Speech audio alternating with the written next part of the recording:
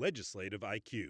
Increase your legislative intelligence with Florida's policy, budget, and campaign monitoring service. Subscribe today at legislativeiq.com.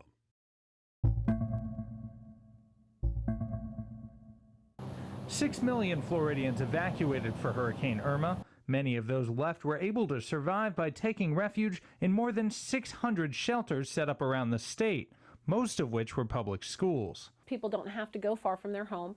Many people who live locally have the ability perhaps to walk to the facility. Hurricane Charley destroyed 6 public schools in 2004, but building codes have improved since then. Irma appears to have only caused minimal damage to public schools. A school that was built under a previous building code could easily get hit.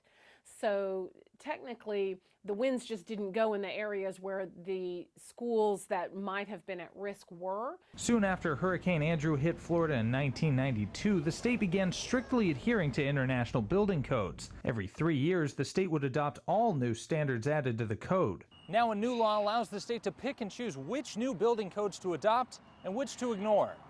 Advocates fear the change will allow Florida's standards to fall behind, leaving homes and structures like schools at risk. Carol Bowen, chief lobbyist for the Associated Builders and Contractors of Florida, says despite having the option, there's no indication corners will be cut when it comes to school safety.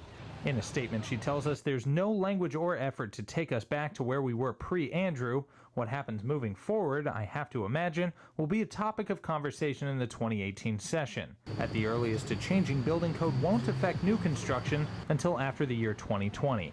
In Tallahassee, I'm Jake Stofan.